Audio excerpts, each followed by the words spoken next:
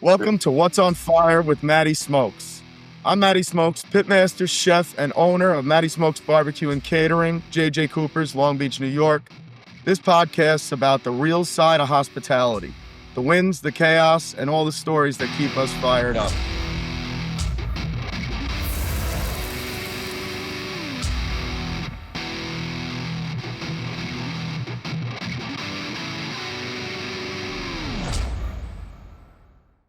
On today's broadcast, I've got Mr. Brad Turner.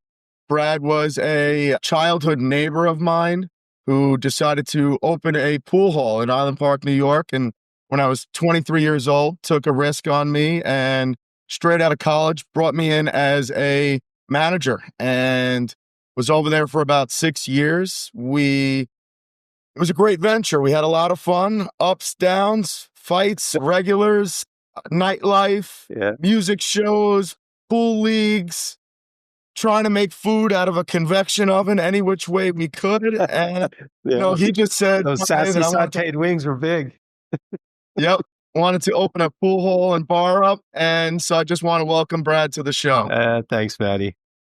Happy to be here. here. Brad, we're going to start off with what gave you the idea to open a pool hall? Yeah. Well, so, like everybody, played pool and that as a kid. We had a pool table in the house, but I'm originally from Ottawa, Canada, and a friend of a friend had opened up a pool hall in Ottawa under a franchise called Leases, and had taken it from something simple to something, enormous. It was a beautiful venue, did very well. And he had multiple ventures at the time. But it was what drew me to it was I was looking for a change in life right around there. I was in my mid 40s, but it seemed like, hey, this seemed seemed easy at the start, right? The customers entertain themselves. Here's your balls, go play, come back with your money, right? And then I saw what he was doing. I saw how it ramped up. I saw that in Canada, this Lease franchise had 30, 40 pool halls around the country. So I looked at it, I said, billiards, at least in the New York area, is very fractured. There is no franchising, right? There's racks, there's, mom and pops all over. So I thought this opportunity to elevate the game, make it more of a lounge, not just sort of think of it as a kid-friendly pool hall, but more as an upscale billiard experience, combine that with the full bar. I really thought there was an opportunity to build that and then, grow it out. In my naivety, right? Which there was opportunity. Yeah, there was. I think if somebody had sort of honestly, Matt, if I had found a way to bring you in as a partner, I think we could have done something. The problem is we were losing money, and I didn't know how to. I didn't want to bring in a young kid with a young family and say, oh, by the way, you got to ante up $3,000 this month because we're bleeding, right? But the point is, I still think there is, the way you see those Boleros and Lucky Strikes have sort of taken over bowling, right? And mom and pop bowling centers. I think there's this fragmentation in the billiards industry. So that's that. And then on a personal level, I'd been in IT sales all my life. And, again, mid 40s, it was like, maybe I could do this, build this out on the side while I kept my day job. Right. And this would be like a retirement play or, all these things were going through my head at the time. Right. So, that's in a nutshell why I started it. Over the time that you were in there, what would you have to say was your favorite experience? And what, if you look back and said, what's my North Star that I loved about that pool hall? What did you love most about it while you did that? You know what?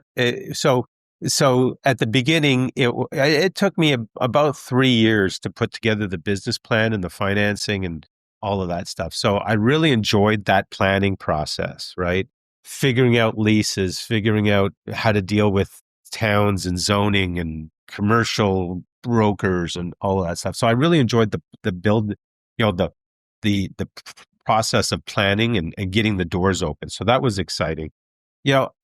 Oddly enough, looking at it and seeing the business build, right? You remember when we were saying, hey, listen, we're going to do $20,000 this month and it's 28, it's 35. And then we had, our biggest months and stuff. So it was fun seeing the business grow. it was fun seeing you grow. You were a natural in it. You enjoyed the billiards piece of it. You enjoyed the customers. You enjoyed the business part of it. So that was fun. And listen, the people and the memories and the characters, right? From half the building shutting down because somebody plugged in one more amp than the circuit could handle on a Saturday night, right? To to like you said, the bar fights and all of that stuff. Again, it's not the part you remember, but we've been out of it. I had it from 2010 to 2018, so I've been out of it now. What, about 8 years? So you can look back on these things fondly, but when I look at it, and then some of the people we had hired, right? We had some good bartenders. We had some good waitresses, some not so good bartenders, some not so good waitresses. But for the most part, it was good people. As big as we thought, we had a fairly regional pull, but it was still very local, right? So still a lot of these people that we know. I know you're still friends with deeply living in that area, but I like to think we left a little bit of a mark on the old Oceanside, Long Beach, Long Island area. So it's with time, all the memories become better. Right? So for everyone watching, basically when we first assumed the pool hall, it was just the first floor, about 5,500 square feet with 18 pool tables or so. Yeah. Okay. The person that Brad assumed the business from was still running a laser tag and arcade business upstairs. And shortly after them taking it over, it decided that business was no longer working. So Brad was then on the hook for a lease for upstairs as well. And so now we went from 5,500 square feet to 11,000 square feet in about 4 weeks' notice. Yeah. And, so this is, again, sometimes how you buy a business, how you sign your leases, what we do. What were you thinking when it was just like, wow, I've got the upstairs now? Yeah. And, we're trying to make money with this first floor. Now my space just doubled in size. My rent doubled. Well, the rent didn't double. So the rent was up for the whole building, and Mike, who had the laser tag stuff upstairs, sublet. But again, maybe 6 months, right? But well, that's where we had to get creative, right? We had remember she runs docks now. Nora, she comes in, and this is the happenstance part of the whole thing. I guess she walks in one day and says, "Hey, I have a band. Could we set up in the corner?" And of course, it was packed, right? I remember that night it was wall to wall people, and that it's like, okay, well, then we brought in the one or two DJs all on the main floor, and so it seemed like a natural progression to start to do music upstairs, right? And you and I built the stages and put down the floor, right, the dance floor. So I remember you bringing in mini golf designs. Yeah. Oh, yeah. We were trying to figure out anything. Hey, we got all this room up here. How can we do it on a budget? Oh my God. So lesson learned, right? Okay. You can only hide from the building department for so long, right? That's the other thing, right? Your listeners, in terms of doing this stuff, right? We got extension cords running all over the place. And I think this is right around the time where they had that tragedy in Venezuela where some music hall burned down with like 200 people or something. There was some tragedy that went on, and now the building department... The building department was not a fan of our construction. No. They're a little too much duct tape and extension cords, right?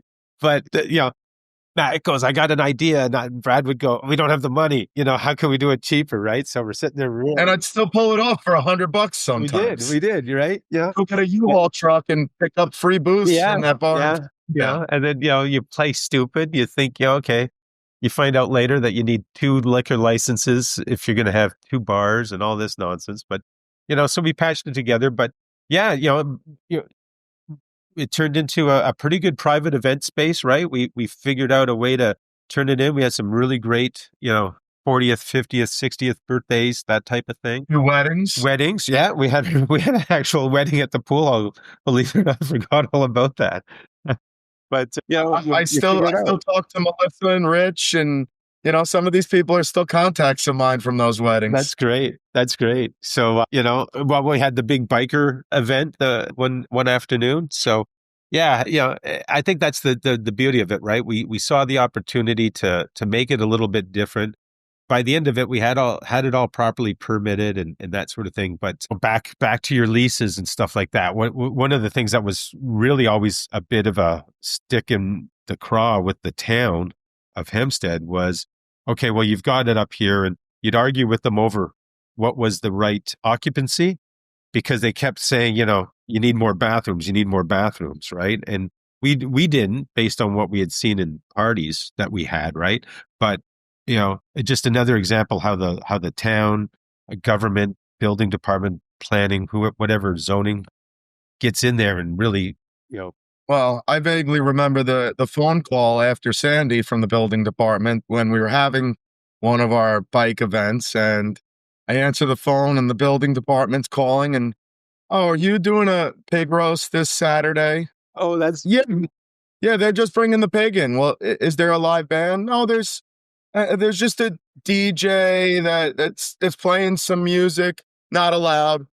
No food, not allowed. Wait, but we're not good. No, not allowed. yeah. Wait, then maybe I'm not qualified for this call. And Well, I think that I was can't be in the big one. yeah. It came around and pretty much at that point because, they didn't want an event to happen and made it a point that they were willing to come in and point out everything that we were doing wrong, Yeah. and possibly cost us some money Yeah. just for hosting that event. And that one had to get passed off at that point. Well, I think, again, so lesson learned, right? I mean, if you're going to be in a community, right, there's, hey, our school's having a fundraiser. Can you provide some gift certificates? There's that participation. But I think also you got to lean into the local politics, right? And understand who runs your town, who runs your county, that sort of thing, because there will be a time and day where you're going to need their help or know someone, and you want to be known you want to be proactive in that. That would, to me, would be a big lesson learned. I don't. You need the community to say what a great establishment you are and what great things you do, and be your biggest fan. Because if they're not behind you, then they're going to be your enemy. Yeah. And they're not going anywhere. They're the locals. Yeah. If they're if it's a Republican town, lean into who's ever running it, and just get to know those people, because they can, I wouldn't say they make or break, but they can make your life a lot easier. So over the last few years, increasing minimum wage, increasing workers' comp, Social Security, these things are starting to be extremely expensive. 10 plus years ago, whether it be the payroll, the rent, what did you feel were the toughest expenses as a business owner to handle inside of the business? Well, that were just like every month at the end of the month, what is going on again? Yeah. Yeah. I would say you hit the two main ones, right? Rent, employees, right? And then the third one for me was insurance, right? So rent was always a big one. In hindsight, I would have, negotiated a different type of lease. I was responsible for everything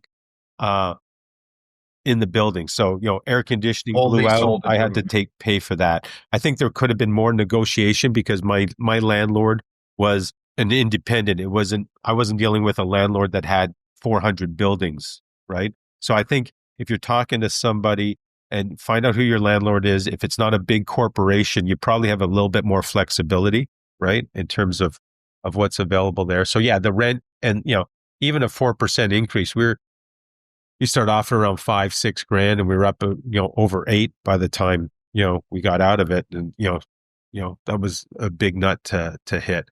And then, the workers' comp, right? Yeah.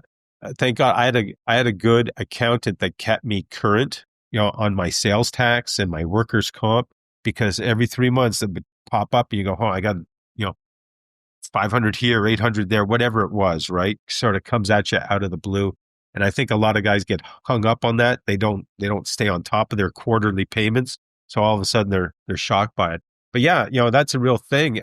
As a result, for me, what was happening and where some of the burnout came in. So I'd have my day job, but we couldn't afford everything. So if it was going to be a quiet Monday night or a Tuesday night or a Sunday afternoon, I was working that stuff, right? Just to save on the payroll, right? Because I tried to save the Friday nights and Saturday nights, when I needed more people, but that's when the waitresses and the bartenders wanted to work, right? It was, so yeah, just the sheer cost of all that stuff going up means, we got to find somebody, off the books, or, I took over that role, right? And I know, you were putting in a lot of hours in that as well, right? Just as, we're trying to keep that payroll in line.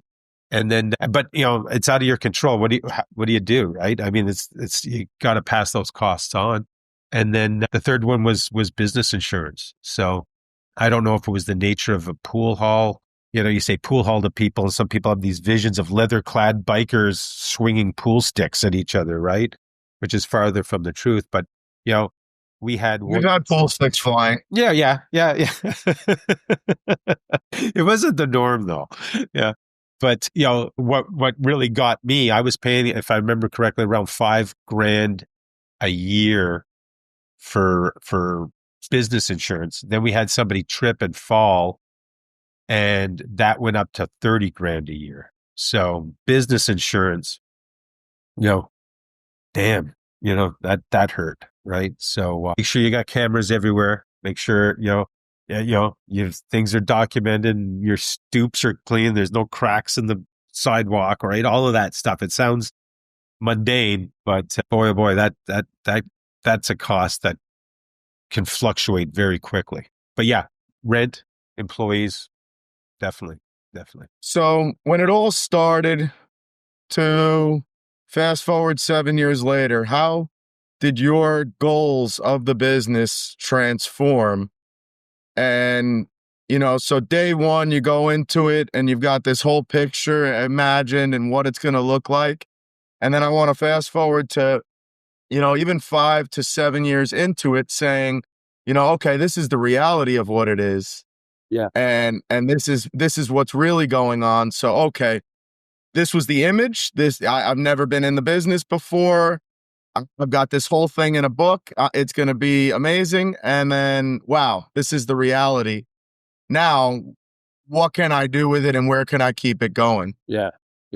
Well, so what happened for me, and not to sort of blow smoke up Matty Smokes' butt here, right? But when you decided to abandon me like an infant, like an infant in the snow, listen, here's what I learned and where it sort of started to shift, right? You were there till about 2015, 2016, right? My lease was up in 2020, right? By that time, a couple of things at my day job had taken a bit of a turn, right? I was traveling more, and it was all good, right? So that was happening. And then when I brought in your replacement as the manager, I didn't make the right choice there, right? And I learned as a person, I'm not a good manager. I got to learn. I should have cut bait there a little sooner, right? And really found somebody that could do all aspects of the business that needed to be done, right? Like he did this sort of day to day, but he wasn't going to grow the business, and by the quasi absentee nature, I needed a hustler who was going to build the business, right? So there was that. And again, listen, it was never a huge moneymaker. So as a result, the enthusiasm when you're sitting there going, okay, I got to dip in for another $1,500 into my pocket this month, right?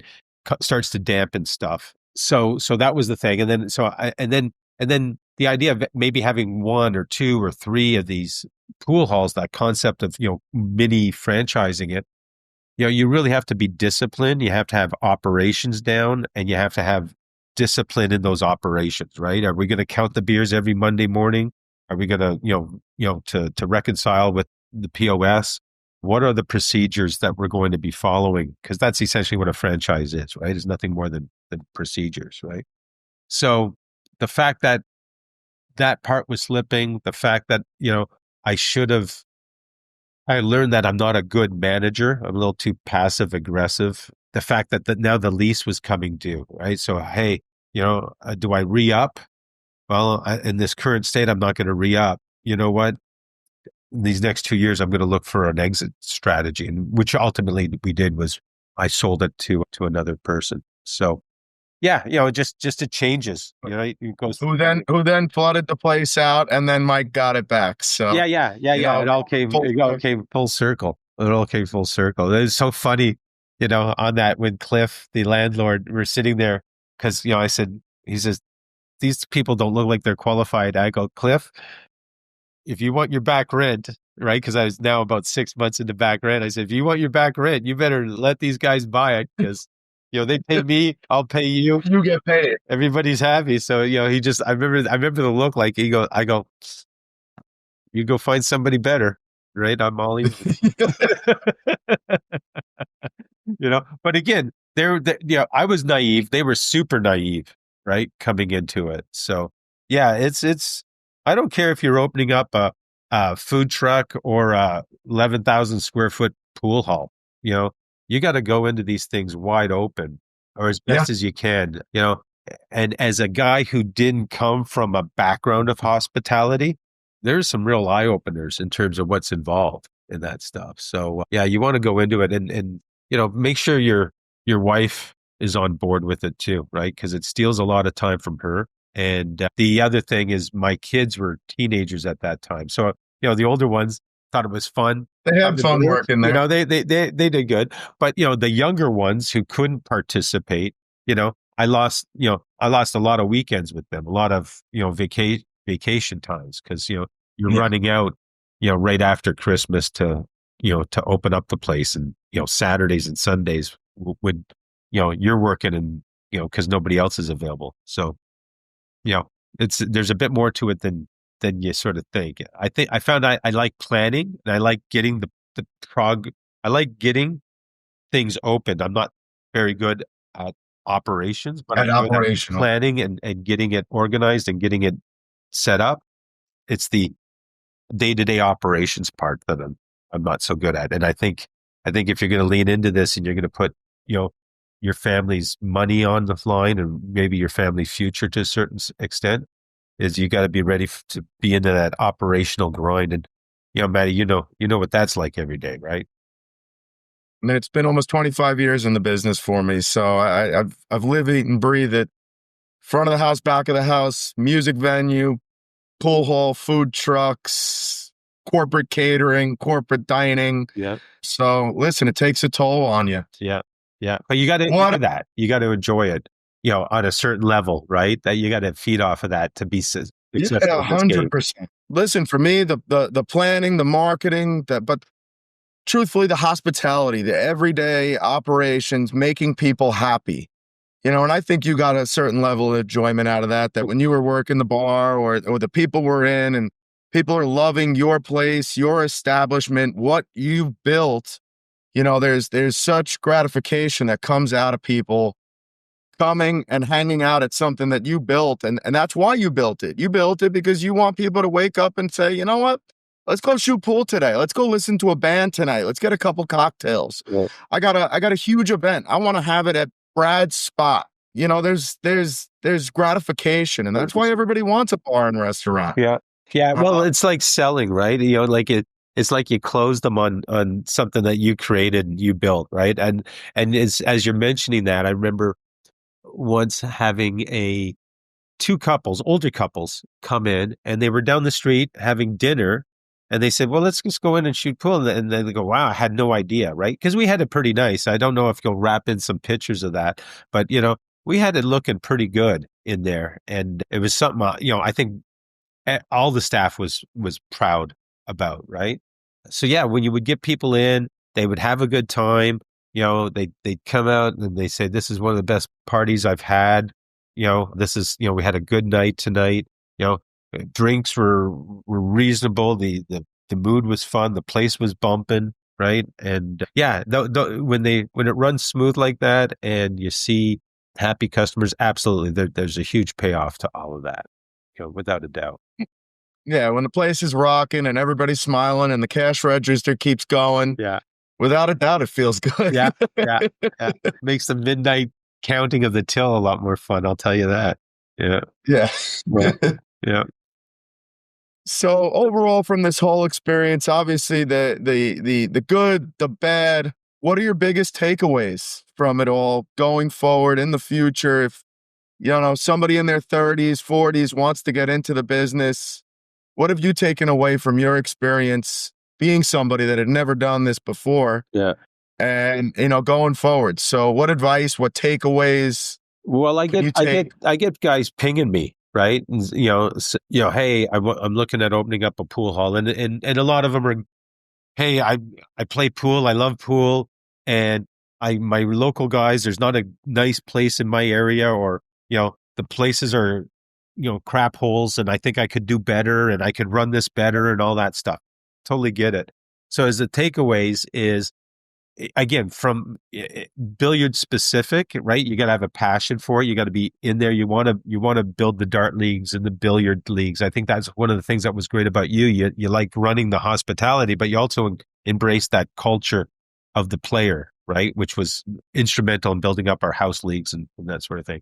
But I think going into it in general is a little bit of what I said. When I talk to these people, they're usually not from the hospitality business. They have some other job and they want to get into this on the side, right? Or they're looking for a career shift. And I always tell them, I said, listen, if you haven't been in this business, I said, get some experience. Go bar back somewhere. Go be a doorman somewhere. Go become a bartender or a waiter somewhere. Well, why do I need that? I say, because there's going to be times where the bartender's going to call out, or you can't afford to pay these guys, right? You need 4 bartenders. You can only afford 3. So you're the 4th, right? Find out if you like being around drunk people at 2 o'clock in the morning, right? Sounds simple, right? But try to get some big dude who's a little inebriated, out the door, and hopefully not into his car, but into an Uber or something, right? And a Or little is an understatement. right, just so get some things, get some experience. Find out if you just like that lifestyle, right? Second, have a good heart to heart with your partner, right? Your spouse, your life partner, whatever, right? And understand what that sort of means, and then really stop and really spend the time to write out the business plan. Everybody's got an idea in their head, right? Take the time to write it down on paper, right? How are you going to advertise it? What do you think your strengths and weaknesses are? What's the competition like? You think you've done all that, but once you start writing it down, you'll start to see holes in some of that planning. Just try to go into it as eyes as wide open, and then be prepared, because it's going to cost you more than you think it's going to cost you, right? Well, and this whole plan, it evolves every day. So whatever we went into it day one with, monthly, quarterly evaluations, evolving the plan to what's working, what's not working, because truthfully, what worked yesterday, it might not sell next week. It might not be what people want. A new pool hall might open up down the block. Yep. We're constantly, or it might have been a paintball spot or a mini golf spot or another spot where people can go watch live music, and you're out of business overnight because somebody's hotter and new. Well, and just understand, right? For us being so close to Long Beach, right? Things tapered off in the summer dramatically. And what happened, right? Just as we opened up, the guys and dolls got the free reno, so that got everybody excited. And then was it Joe's? What's that new place that they opened up down by the water with the beach and the palm trees and everything? Jack's Pops. Well, those first 2 summers sucked everything out of, not everything, but you know what I'm saying, right? We knew that. Hey, where you guys been? We haven't seen you in 3 days. Oh, we're down at Pops, right? Sons of bitches. They're, yeah. You guys used to come in to drink here, right? So know that you're not going to be the newest thing on the block forever, right? And just be ready for some of that. But yeah, be ready to pivot. Have a plan to get you started, but realizing that it's a living plan, right? And it's going to shape shift as you go along. We found out, hey, we can get by with just a convection of it. Well, you know what? That really didn't scale too well, right? So we started playing around with the idea of food trucks and this, that, and the other. It worked when we had 30 people. When we had 300, yeah, there wasn't a chance you were getting chicken wings within the hour. Yeah.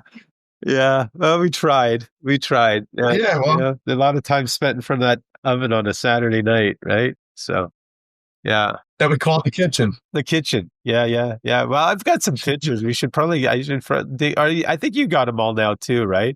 Yeah, I got all the pictures. But, Got them saved. yeah. Yeah. But yeah, just go into it eyes wide shut. You're not going to know everything. Make sure you got some experience. If you're brand new to the industry and you're opening up any sort of bar, restaurant, just realize that you got to watch people could look at it. And here's the other thing, and Matty, you could probably back this up, right? Oh, it's $39 for a steak. Oh, they're charging $8-9 for a drink. For a beer, I can get that at the store for 75 cents. The margins are crazy here, but the net margins are very small, right? After everything's paid. So, I once heard, I think the net after everything's paid in the restaurant business, you're less than 10%, margin, profit, right? And that's probably not that far off. Is really pay attention to the operational details, the waste, where's the leakage, staffing, where can you cut costs? Because you think there's a lot of margin in it, but you realize there's a lot of costs that were on there too. So just be really familiar as best you can going into it with your numbers, right? Do what you can to get some experience in this business. Because, I remember we finished the bar and we were talking about this the other day, right? Chris comes in and we just get the bar finished.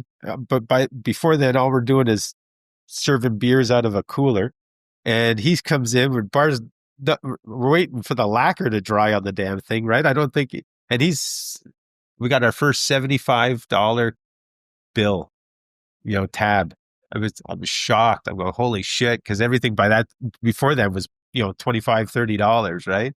And I said, this is going to be great. And then you realize, well, if I remember correctly, he went to go order a drink. You said the bar's not open yet. And I go, what do you mean? We got liquor. We got cups. The bar's open. Well, also too, right? You got to also think, here's the other thing. Again, not coming from that industry. I remember talking to you about this, and very quickly when it opened up, the local, for lack of a better word, the local drinkers, right? The heavy drinkers find you, right? They're coming in at 4:30 and leaving at 6 to get home, right? But they'll pound back 7, 8 vodka doubles straight, right? And always nice people, but you go, Jesus, I'm an enabler of this. And you sort of threw a cold glass of water. You said, Brad, they're going to drink somewhere. They may as well drink here, right? Yeah. And so getting used to that and seeing, not that alcoholism was rampant, but when you get to know these guys that, have an issue, have a problem, right? And, they're here to get your hit, right? It's a little adjustment, in your last year I ran into Grey Goose Steve. Oh, wow. Grey Goose Steve has been sober for 8 years. That's great. So that's a really good start. That's a good story because he would come in and he'd have no problem, killing them. Yeah. So, people, we catch them at lows, we catch them at highs, but again, like you said, $1 is $1. So, and your margin is so low that sometimes, it's the life we work for. Yeah. So. Yeah. Well, just, and again, you don't beat yourself up over it, but it was I just remember it being a little, wow, I didn't even think of that. Right. And there was a lot of those. I didn't think of that. Everything looks good when you're planning and, so yeah, get some, do what you can to get some experience in the business, even if you got to volunteer as a doorman, get in there and find out what it's really like. All right. Well, Bradley, I would love to thank you for the time today. Absolutely. This was a lot of fun. Yeah. Maybe we'll pick this up for a round 2 one day. Yeah. Yeah. So anytime. This call shaped both of us. It was an experience. It was It was fun. It was sad. It was stressful, but Well, here's a question for you, Matty. Right, talk about planning, right? So again, you were in the business at a fairly young age, bar back and bartending and stuff like that. You took hospitality at how prepared do you think that uh, would you recommend it as for a young person coming up through the thing or would you say, no, just get in there and learn as much as you can, find a mentor in a restaurant or whatever you want to do? Or did you find that formal education valuable too? So it all started because for me, it was Mike McGuire. Mike McGuire was the one that told me. I was like, oh, I'm going to go to culinary school. He's like, don't go to culinary school. You can learn how to cook later. Go to business school. So I went to business school, finished off with hospitality. Hospitality school, without a doubt, accounting, bookkeeping, economics, advertising. We took wine and liquor courses. So I was able to actually start tasting wine and beer and liquor, understanding the breakdowns. The knowledge that I took from school, without a doubt, was a tremendous asset that I've carried with me. On the other hand, it will never replace my on the ground experience in the restaurant, seeing what works, what doesn't work, learning how to make people happy every day. So I think both carry an equivalent asset for me in this business. So I would recommend both to everybody. Yeah. The schooling prepared me for the professional side, but the professional side will never replace the on-the-ground experience dealing with people on. It did not tell me how to carry that drunk guy to an Uber to get him out and how to handle it. Yeah, I got told what the laws were, where the legal standing landed, but it never prepares you for that actual on-the-ground moments that you've got to handle. Yeah. Or how to negotiate with somebody when you're bringing in a pool league, when you're booking a private event. Yeah, it taught you how to do a food cost percentage, but the reality of a food cost percentage only means something if you're really doing it on the ground. I mean, how many places are, I want to say probably only 50% of places out there are really actually analyzing it on a real, normal, regular basis. We're kind of sometimes doing it on the fly and sometimes really, putting the time into overseeing our operation and making sure our operation is profitable rather than at the end of the month looking at the account and saying, okay, there's 10 grand more in the bank account than there was at the beginning of the month. Great. Yeah. Let's do it again. Yeah. Yeah. Yeah. That's good. That's good insight. I would agree. Right. And in my day job, I'm in IT sales. So, I went to college and took marketing and business and all that. And that it lays a groundwork to your point, right? You can, debits and credits and net profit and forecasts and all that good stuff. But, you got to get out there and actually talk to people to learn how to sell eventually, right? So it's the same here. But yeah, I tell people all the time, get some experience in there. But if you really like it, at least go take a bartending course so you can, you know your way around well, right? If nothing else. But it's not like school taught me how to do, when we were trying to run promotions and advertising, and again, we thought happy hour, 50% off everything was going to bring the whole world in. We're going to have the cheapest happy hour in town. Yeah. No, it just brought in some of those drunks we were talking about. The guy worried about 50 cents on a beer. Before that, the idea was we were going to stay up to 4 a.m. and be the place that all the waiters and waitresses and bartenders went to after they got off, right? And listen, the chefs came out, but on the ground, it was like, wow, let's take well liquor that's $5-6 a bottle. Let's make these Long Island iced tea pitchers and these drink concepts that were costing us, $1.50 to make, and we were getting $10 for it. Yeah. So the 90% markup on that was great for us. School did not teach me that. That was on the ground. Let's make a gimmick. Let's make a promo, something that people are going to leave and talk about. So we're getting advertising. We're making good money. It was better than selling a beer. Yeah. And we were having a good time with it. Yeah. People were taking pictures. Well, the pork and pool, right, was another one, right? So again, stuff you think is going to fly, some, and it doesn't. Other things you go, well, let's give it a shot. But that turned into a huge promotion, right? We'd have a couple of hundred people there on a Tuesday night, right? So, you don't know. But yeah, no, I always thought when you say took a flyer on you at 23, I remember again, you'd always been through the business. I knew that about you. I knew, Mike vouched for you, but the fact that you had also just finished hospitality school was, to me, I'm going, let's give this kid a shot, right? And you stepped up in flying colors, right? Truthfully, I take a lot of pride in that. For me, younger, less knowledgeable employees with heart will come along a lot further with me and typically last a lot longer. Somebody coming in with some history that thinks they know it all, it may not be the way that I want to do it or the way that you want to do it. Yeah. So, I appreciate you taking the risk on me, and it was a great experience. No, it was great. Well, we're here 15 years later, laughing and talking about it, right? And love being part of your new ventures in all this. So thanks for having me on board with it, man. I'm looking forward to watching and seeing how you progress, and I'll probably learn a whole lot about it as well. So, I appreciate it. So, guys, you heard it, the wins, the losses, the chaos, the stories that excited us and kept us fired up every day. That's our first episode of What's on Fire with Matty Smokes, and I'll see you guys soon. Thank you, Brad. Thank you, Matty.